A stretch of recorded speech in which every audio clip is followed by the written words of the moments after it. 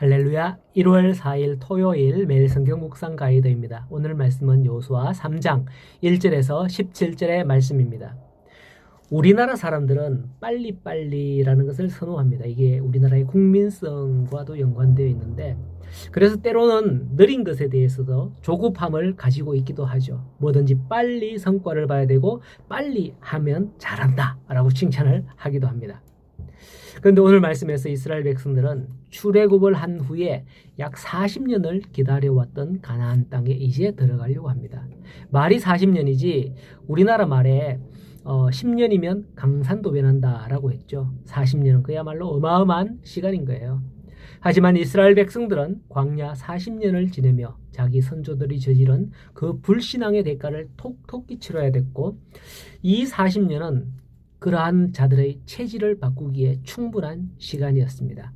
대체로 사람이 체질을 바꾸는 데는 3대가 지나야 된다고 그러죠. 아마 지금 가나안 땅에 들어가는 세대는 적어도 출애굽 3세대도 충분히 많을 것으로 추정이 됩니다. 어른들의 말씀은 시간이 답이다라고 하는데요. 시간이 지나면 다 해결된다고 합니다. 물론 그 말도 맞지만은 그 시간 동안 하나님은 이스라엘 백성들을 그냥 내버려 둔 게 아니라 광야 훈련했다는 것을 잊어서는 안 됩니다.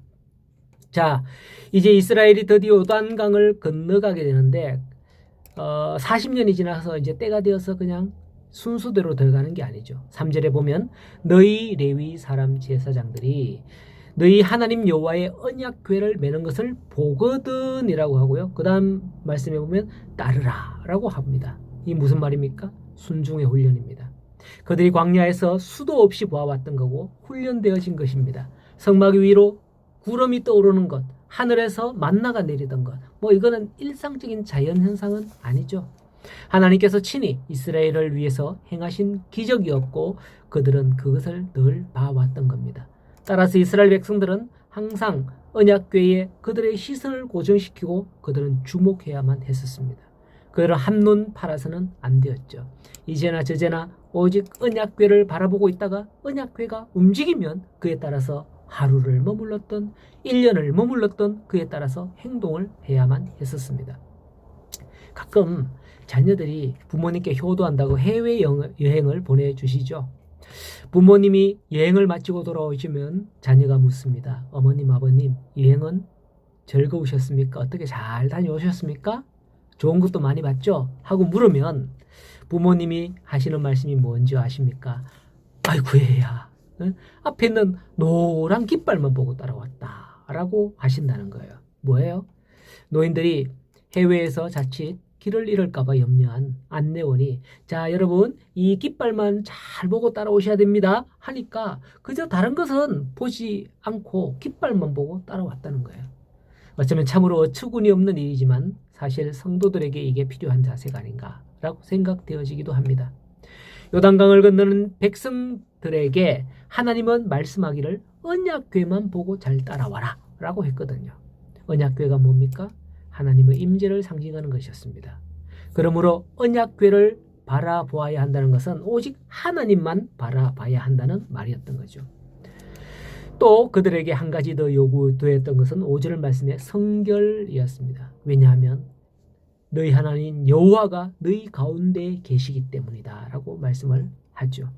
이것은 이스라엘 백성들이 시내산에서 율법을 받을 때도 마찬가지였습니다. 출애굽기 19장을 보면 너는 백성에게 가서 성결하게 하고 옷을 빨게 하라. 나 여호와가 시내산에 강림하시기 때문이다 라고 하죠. 여기서 매우 중요한 사실 한 가지를 깨닫게 됩니다. 인간의 상태에 따라서 하나님께서 거기에 임재할 수도 임재하지 않을 수도, 하나님께서 역사할 수도 역사하지 않을 수도 있으시겠다 하는 겁니다. 신약 성경에 보면 예수님께서는 본래 많은 기적을 계획하고 행하시려고 자기 고향 나사렛을 방문했다는 게 마태복음 13장의 말씀에 나옵니다. 하지만 그들의 믿지 않음으로 인하여서 거기서 능력을 행하지 못하셨습니다. 그러므로 여기서 성결을 단지 몸에 떼밀고 광내는 것으로만 의미하는 것이 아님을 알 수 있습니다. 우리의 불신앙, 그런다고 그게 될까? 하고 완악하고 완고한 마음, 그게 의외로 많아요. 그러므로 우리가 하나님의 은혜와 기적을 체험하기 위해서는 부드러운 마음을 가지고 그거로 우리의 마음을 기경해야 된다라고 하죠. 열린 마음으로 들어야 되는 겁니다. 목이 곧은 백성이 되어서는 안 된다고 성경에서 말씀을 하죠. 순종은 백성들에게만 강요하지 않습니다. 이어서 보면 여호와의 언약궤를 맨 제사장이 먼저였어요. 8절 말씀해 보면 언약궤를 맨 제사장이 요단강에 이르거든 요단에 들어서라 명령을 합니다. 중요한 사실은 아직 요단강은 갈라지지 않았습니다. 심지어 15절을 보면 요단강은 곡식을 거두는 시기가 되면 언덕에 물이 차고 넘쳤다고 하죠. 저는 시골에서 자라서 이런 장면을 많이 봤어요. 우리 집 과수원 앞에는 강은 아닌데 한 10m 정도 되는 도랑이 있었어요. 여름에 비가 많이 오면 막 뚝까지 가득가득 차는 한가득 흙탕물이 내려가는 걸 보는데 얼마나 무서운지 몰라요. 뉴스에도 간간히 그런 물에 어떤 이들이 실족해서 떠내려가서 죽었다 하는 그런 이야기들이 뉴스에도 가끔 나오잖아요. 그런데 그런 물에 제사장이 들어가는 거예요. 그렇게 순종하여 13절에 바닥이 요단강 물을 밟고 멈추면 요단강 물이 끊어지고 쌓여서 서게 될 것이다 라고 말씀하는 겁니다. 이건 정말 무모한 짓 아닌가 라고 생각할 수 있어요. 모세가 홍해 바다를 갈랐을 때는 안 그랬거든요.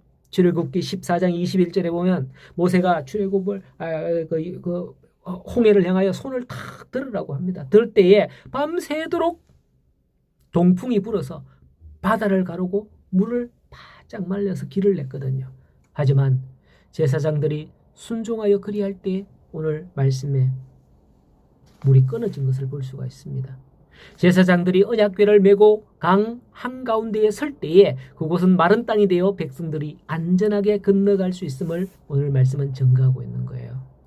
오늘 말씀 묵상에서 보는 것은 우리가 여호와를 바라봐야 한다는 것, 성결하게 해야 한다는 것, 무엇보다도 앞선 자들, 지도자들, 하나님의 종들이 먼저 순종하여 나아갈 때에 하나님의 기적은 시작된다는 것이었습니다. 누가 앞서야 합니까? 베드로전서 2장에 보면 우리는 모두 다 왕같은 제사장이랐거든요. 누가 먼저 해야 할 게 아니라 바로 왕같은 제사장인 우리 성도 한 사람 한 사람, 우리 모두가 먼저 해야 하는 거예요. 오늘도 이 믿음으로 여호와 하나님을 바라보며 나아가는 우리 성도들이 되어서 정말 그 가는 모든 길에 하나님의 역사하심을 체험하고 경험하는 하루가 되기를 간절히 소원합니다.